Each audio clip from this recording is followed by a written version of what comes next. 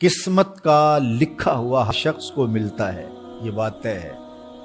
مجھے اور آپ کو وہی مل رہا ہے جو ہماری قسمت میں لکھا ہے، اس سے ایک حبہ بھی، ایک دانہ بھی کم نہیں ملے گا اور ایک زیادہ نہیں ملے گا۔ صحیح حدیث ہے، بخاری کی دیگر کتب حدیث میں موجود ہے، جب بچہ شکم مادر میں 120 دن کا ہوتا ہے تو 4 ماہ کا جب بچہ شکم مادر میں ہوتا ہے تو اس کی روح پھونکی جاتی ہے، تو فرشتہ آ کے اس کی عمر بھی لکھ جاتا ہے، اس کا شقی و سعید ہونا بھی لکھ جاتا ہے اور اس کا رزق بھی لکھ جاتا ہے۔ تو رزق جو لکھا گیا وہ ہمیں ملے گا، اور جب جب ملنا ہے تب تب ملے گا۔ جو لکھا گیا ہے وہ بہر صورت ہمیں حاصل ہوگا۔ اب وہ جو ہماری قسمت کا رزق ہے اس کے حصول کا ذریعہ کیا ہے؟ بذریعہ حلال ملتا ہے یا اس کے ذرائع حصول کے وہ حرام ہیں؟ تو یہ اللہ کے ذکر کو چھوڑنے کی سزا یہ ہے کہ ملا وہی جو قسمت کا تھا، لیکن دولت عثمان نہ ملی، دولت قارون ملی۔ لکھا جو تھا، مقسوم تھا، ملا وہی، ایک دانہ بھی زیادہ نہیں ملا اور ایک دانہ بھی کم نہیں ملا، لیکن اس کی سزا کاٹنی پڑے گی اس لیے کہ حصول کے ذرائع حرام تھے۔ تو حضرت اکرمہ رضی اللہ تعالیٰ عنہ فرماتے ہیں کسبن حرامن، تو معیشت تنگ کیسے ہوتی ہے؟ بندہ کہتا ہے کہ یہ تو بڑا کما رہا ہے لیکن کما بذریعہ حرام رہا۔ اللہ اکبر۔ بعض اوقات کچھ لوگ محنت کر کے بھی حرام کماتے ہیں۔ ہم نے دیکھا کہ اس گرمی میں جو لوگ مزدوری کرتے ہیں اور بالخصوص لوہے کی بھٹی پہ جو کام کرنے والے ہیں، کتنا سخت کام ہے، لیکن وہاں بھی جو ہے وہ چاہے 15-20 منٹ جو ہے وہ خیانت کر کے اپنے اس رزق کو حرام بنا لیں اور ناجائز کر لیں، اتنی مشقت کے باوجود بھی۔ کیتی کتری پئی خو محمد پھر سکہ بنیا زردہ۔ تو ایک سودا ایسے بھی بک جاتا اگر 2 منٹ گاہک کو دیتا، لیکن جھوٹی قسم کھا لی اور وہ لے کے چلا گیا، سودا تو بک گیا لیکن ذریعہ اس کا حرام ہو گیا۔ یہ ذرا دیکھیے، جھوٹی قسم کھانے والے کو اللہ نظر رحمت سے بھی نہیں دے گا، اتنی بڑی سزا ہے اس کی۔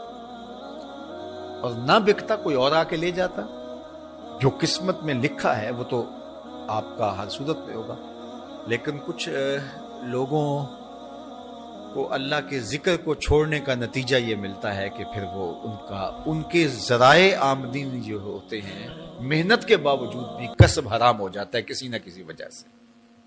کئی لوگ دودھ اکٹھا کرتے رہتے ہیں، آخر میں ایک قطرہ پیشاب کا ڈال دیتے ہیں۔ سادہ مثال آپ کے سامنے رکھوں، کتنی محنت سے وہ کیا تھا، تو اپنی ساری محنت کو ضائع کر دیتے اور حرام کا ٹانکا لگا دیتے، ایک قطرے سے وہ سارا ضائع کر بیٹھتے۔ تو یہ اللہ کے ذکر سے منہ موڑنے کا نتیجہ ہے۔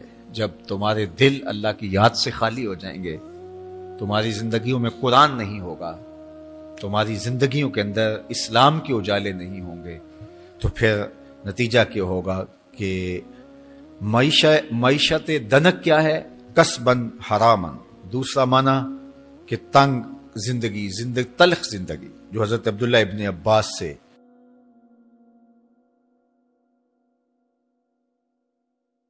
یہ امت خلیفہ بلا فصل، خلیفہ اول، امیر المومنین حضرت سیدنا ابو بکر صدیق رضی اللہ تعالیٰ عنہ کی مرہون منت ہے، ان کی احسان مند ہے۔ اقبال نے کہا تھا امن الناس بر مولائے ما، کلیم اول سینائے ما، ہستی او کشت ملت راچوں ابر، ثانی اسنین و غار و بدر و قبر۔ کہتے ہیں کہ وہ شخص جس نے ہمارے آقا و مولا پہ سب سے زیادہ احسانات کیے، اور میرے آقا کریم نے ارشاد فرمایا میرے اوپر جس نے بھی کوئی نیکی کی میں اس کا بدلہ چکا دیا دنیا پر ہی، لیکن ایک ابو بکر ایسے ہیں جن کی نیکیوں کا بدلہ قیامت کے دن رب ہی چکائے گا۔ یہ حضور علیہ السلام نے ارشاد فرمایا۔ اور پھر میں ما نفعنی مال احد قط، ما نفعنی مال ابی بکر، مجھے کسی کے مال نے اتنا نفع نہیں دیا جتنا ابو بکر کے مال نے نفع دیا. اپنا سب کچھ حضور کی راہوں میں نچھاور کر دیا، مال پیش کیا، جان پیش کی، اولاد پیش کی، وقت دیا، ایک ایک سانس حضور کے نام کر دی. کہتے ہیں حضور علیہ السلام کا سایہ نہیں تھا، لیکن ابو بکر رضی اللہ تعالیٰ عنہ سایہ بن کے حضور کے ساتھ رہے، سائے کی طرح حضور کے ساتھ رہے. بدر کے ساتھی، حضر کے ساتھی، سفر کے ساتھی، غار کے ساتھی، حد ہو گئی مزار کے ساتھی. اللہ اکبر. ایک دن حضور ایسے نکل رہے ہیں مسجد نبوی سے تو کوئی لوگ داخل ہو رہے تھے، تو حضور کے دائیں ہاتھ میں ابو بکر کا ہاتھ تھا، بائیں میں حضرت عمر کا ہاتھ تھا. تو حضور ایسے دونوں کے ہاتھ پکڑ کے باہر نکل رہے تھے، تو کسی کو اندر آتے دیکھا تو اس کو دیکھ کر کے کہا قیامت کے دن ہم قبروں سے یوں ہی اٹھائے جائیں گے، میرے دائیں ہاتھ میں ابو بکر کا ہاتھ ہوگا، بائیں ہاتھ میں عمر کا ہاتھ ہوگا. اللہ اکبر. سیدہ کہول اہل الجنہ، جنت کے بوڑھوں کا سردار کہا. ابو بکر فی الجنہ، جنت کی بشارت دی. عشرہ مبشرہ میں سے پہلا نام حضرت ابو بکر رضی اللہ تعالیٰ عنہ کا ہے. فرمایا میرے 2 وزیر آسمان پہ ہیں، 2 وزیر زمین پہ ہیں. آسمان پہ میرے 2 وزیروں کا نام جبرائیل و میکائیل ہے، اور زمین پہ اوپر میرے 2 جو وزیر ہیں، ایک کا نام ابو بکر ہے، ایک کا نام عمر ہے. تو کیا شان ہے حضرت ابو بکر صدیق رضی اللہ تعالیٰ. ہر نبی کا صحابی عظمتوں کے معراج پہ ہے، لیکن جو شان حضور کے اس جان نثار کو دی گئی ہے، اللہ اکبر. قرآن نے بھی کہا نا وَثَانِيَ اثْنَيْنِ إِذْ هُمَا فِي الْغَارِ. اللہ اکبر. 2 میں سے دوسرا، اللہ اکبر. جب وہ غار میں تھے، 2 میں سے دوسرا. اس لفظ کی خوبصورتی ملاحظہ کیجئے، 2 میں سے دوسرا.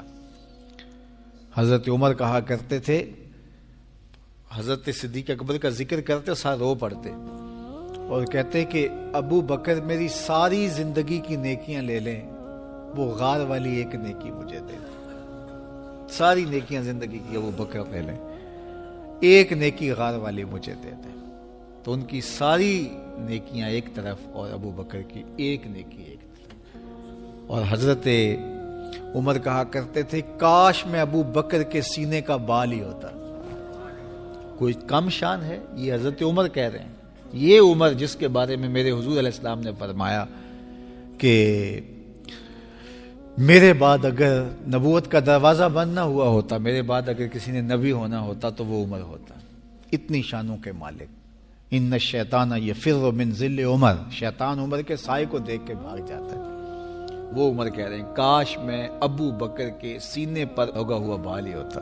یہ شان ہے، یہ عظمت ہے. سارے حضور کے صحابی عظمتوں کے معراج پر، لیکن ان کی شان ہی وکری ہے. کسی پنجاب شاعر نے کہا کہ سارے یار نبی دے سونے، نہیں کوئی اینا یاراں ورگا، نہ کوئی ہویا نہ کوئی ہوسی، اینا جان نثاراں ورگا، نہ اس دھرتی پیدا کیتا، اینا یاراں ورگا، اعظم شان صدیق کی دساں اکو یار ہزاراں ورگا. وہ عظمتوں کی کس معراج پہ امن الناس بر مولائے ماں، کلیم اول سینائے ماں، ہستی او کشت ملت راچو ابر، ثانی سنین و غار و بدر و قبر. بدر کے بھی ساتھی، قبر کے بھی ساتھی، مزار کے بھی ساتھی، غار کے بھی ساتھی. اور کھیت اسلام کی کھیتی کے لیے ابر بہار کی طرح برسے اور سیراب کر گئے. اور اس امت کے لیے انہوں نے جو کام کیا وہ انہی کا مقصوم